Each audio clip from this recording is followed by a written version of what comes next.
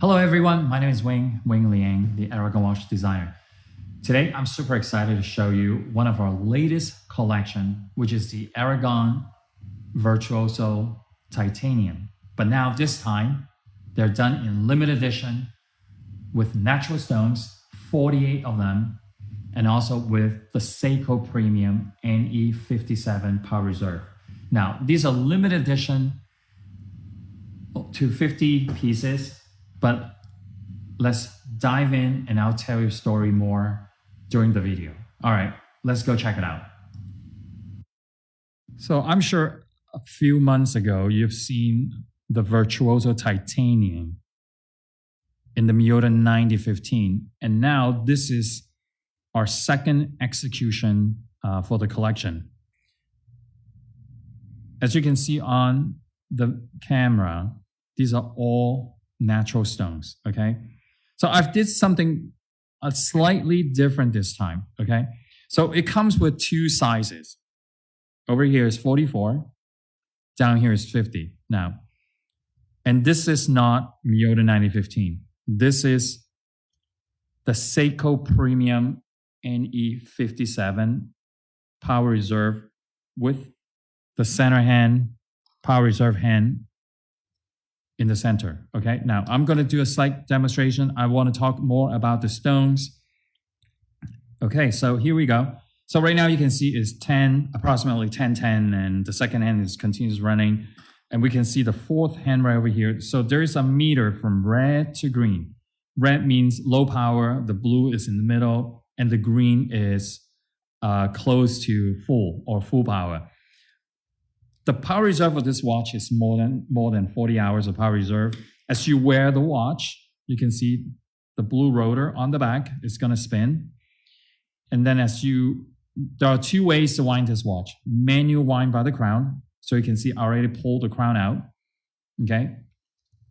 Or by wearing the watch. The rotation of the rotor, okay? It requires approximately 950 turns per day to fully wind this.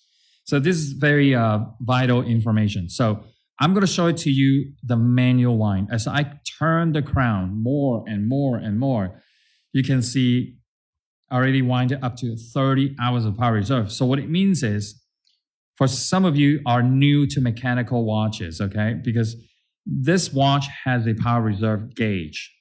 Majority of the automatic watches, they do not have a power reserve gauge. Okay, so let's just say if I put this watch, I don't wear this watch, okay, for the next 30 hours. Remember, it's approximately 30 hours. These are not digital watches, so it's not as, the meter of the power reserve is not as in tune the same as digital batteries like you see with your phone or with your electric car. So if I don't wear this watch, don't touch this watch, the watch will continue to run for the next 30 hours or more, okay? So this is what's cool about it is, a lot of people say, oh, a lot of us like watches, and they often ask like, what is the purpose of this? What is the purpose of a GMT? I don't travel. It's something to have.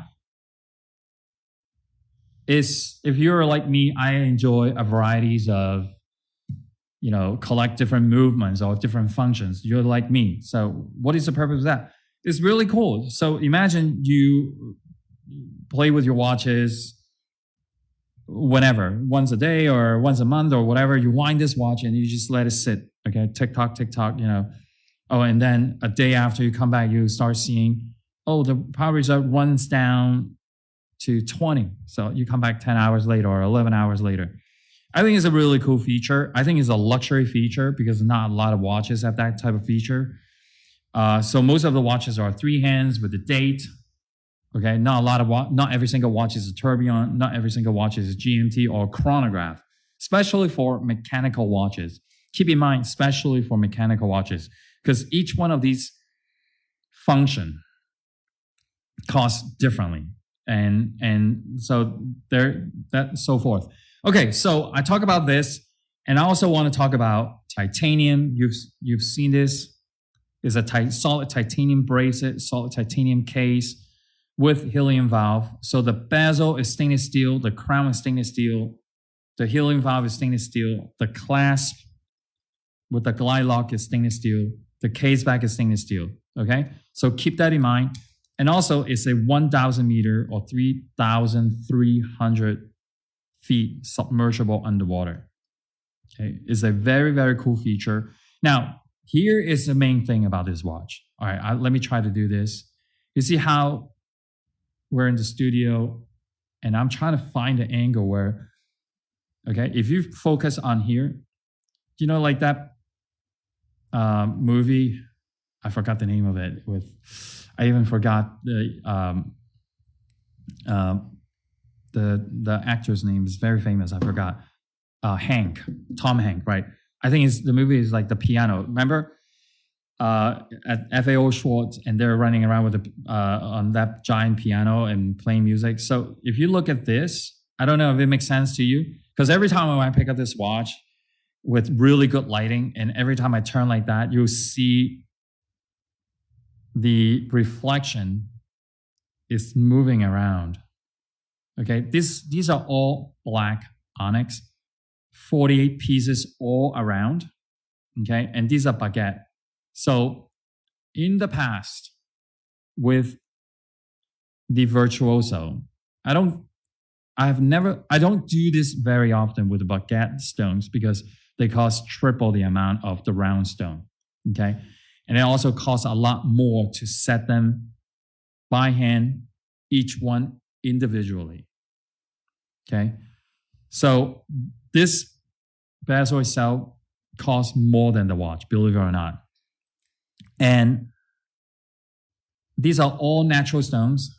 And I don't even know how to measure these anymore, because the carat weight, I can imagine, is probably like a few carat or more, because they're so large. These stones, I think they're approximately, between 3.5 millimeter to like 5 or 6 millimeter. Each one of them are baguette and bevel on the corners. So when you get them at home, you can see it a lot easier. Look, it is so cool. You see that, how the 1 o'clock area? So every time when I turn, it's moving. Can you imagine you wear this under the sunlight, and then the reflection from the stone is like constantly moving around? Look, you see that? Okay, got it. You see what I'm talking about? Some people do, some people don't, right? So it feels like it's like constantly running around. So this one right here is black onyx with black MOP. I don't want to call it black because it's not truly black. So it's kind of like a grayish tone to it. Because the reason why I did that is so it shows more color of the mother of pearl. If I make the black mother of pearl, it's really too dark. Okay, you can see it. Now here is the white topaz, all natural stone. Okay, these are not CZ, these are not Swarovski crystal. And I think it's a lot more meaningful when they're natural stones, because these are all natural.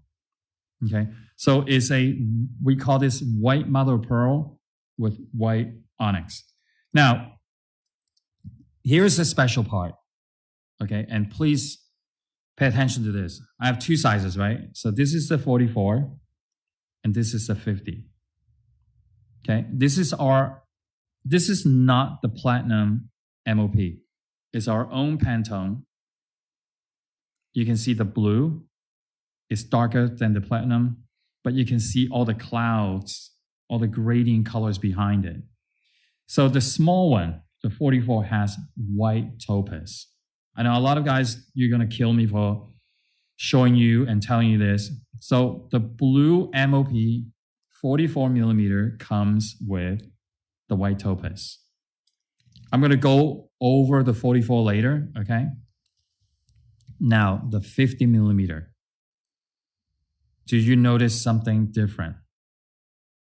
Okay, there are 48 stones, all hand set, all natural, but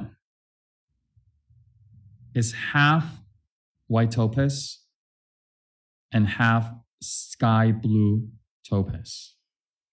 Okay, please do not kill me. I did it as a test, not a test, but I did it on purpose because of the larger size. Okay. And it's absolutely stunning under the light in our studio. Let me try to show you. You can see it clearly in the video. And then the sky blue topaz is very light. So if you're outside or not very bright, they all look like white topaz. But when there's a reflection, that true color, the sky blue topaz will come out, and it's every other stone. So 24, so white, blue, white, blue, white, blue, white, blue, all around. It is so, so cool. Now, here is another important factor about this. The sky blue topaz costs, I would say, 50% more than the white topaz. So this is a lot more valuable and expensive, okay? All right, so let me share you with the specs just in case I miss it, because I'm super excited about this collection. Everybody really enjoy the Miyota 9015 with the ceramic bezel. And I know, matter of fact, there's one of our very loyal Aragon collector say, Wing, I know your habit. You know, when you do a collection, you tend to do with multiple executions. And at the time, I can't tell and share this information with anybody. So yes, I'm very, and I'm very sorry I couldn't tell you the truth, or I didn't tell you what is the next execution in the pipeline. And it's this NE57 with natural stone, okay, limited edition. Now, here is another very interesting fact. I know the YouTube videos will usually not last, like a lot of people will watch it over the years. It could be a lot of views in the beginning, and then over the years, a year, 2, 3, or 5 years. I've seen some of our videos have like 20 to 50,000 views. But anyway, the point I'm trying to say is, these are limited edition to 50 pieces, okay? But I only produced the first 1 to 10. The first 1 to 10. So number 20 to 50, no, sorry, I skipped the number. Number 11 to 50 they are not made yet, okay? They are not made. So if you're watching the video in the next 30 days, you'll be like, okay, a lot of guys, when they see our new collection, they'll come out and buy immediately. I know some people have a larger budget or larger watch collecting fund than others, and they'll buy immediately. But some other people will be like, I'm gonna wait and see how the feedback, or watch other collectors post them in social media and see their feedback. So if some people are gonna wait a little bit longer, the first time might be sold out in X amount of days. Might not, I don't know. It depends. I think this is a very successful collection, and everybody knows this is our flagship model. Will I produce number 11 and 50? Hey, it really depends. I don't know yet, because here's the reason why I have not produced them all at once is number 11, because we don't have any more NE57 in our, in our vault. Because you have to understand, some of these movements, you can't just call up Seiko and say, hey, we need 500, or I need 55 more movements. It takes time for them to produce. And if you look around, you see a lot of NX 35, 36, 34. But pay attention. I know a lot of your collectors, you guys are so savvy with all the movements out there. Have you seen, is there a lot of companies use NE57? Is there a lot of companies use NE88 or 86? So keep that in mind. It's some interesting fact. So, I hope I explained it well about the supply and demand of the NE57, because this is truly a gem. the movement. I love Power Reserve. A lot of you guys know, like always ask me, like, what's my favorite? I really enjoy seeing the Power Reserve and watching it slowly climbed up to full. And I also enjoy, like, when I'm not wearing the watch, put it down, I see the hand. You can't see it because it moved very slowly. But, you know, from time to time, you come back and look at the time again. Oh, the power, when you're not wearing it, the Power Reserve hand is slightly moving up. You know, the energy is reducing. So that's what I like about this, okay? So here's the 50 millimeter. Do I really think this is going to be number one? It's going to sell out first. I somewhat believe everybody's eyeing on this already. Okay, let me try to move it more frequently so you can see how the stone is running across the bezel. Okay, so half white topaz and half sky blue topaz. And we only did the first 1 to 10. Only the 50 millimeter, I did it like that. All right, okay, so sapphire crystal with AR. Okay, I want to emphasize this. We mentioned about the movement, which is the Seiko Premium NE57. The thickness is approximately 17 millimeter for the 50. And the thickness for the 44 is slightly, I think it's 16.5. So 44 millimeter is from 3 to 9. 50 millimeter is from 3 to 9. Okay. Sapphire crystal with AR movement, glide lock, solid titanium for the bracelet and the case. I think I cover it all. Screw down crown. Make sure you lock the crown. And the loom is white loom glows green for all of them. So that's it. So this is it. So blue, white, and I would call this not black, but like a darker gray mother pearl. Okay, guys, I hope you enjoyed this video. This is certainly one of, in my opinion, one of the beautiful collection of the year in 2024. Okay, all right, stay for another few seconds to check out the loom shots, and certainly I hope you enjoy this watch as much as I do. It's highly collectible. All right, see you later.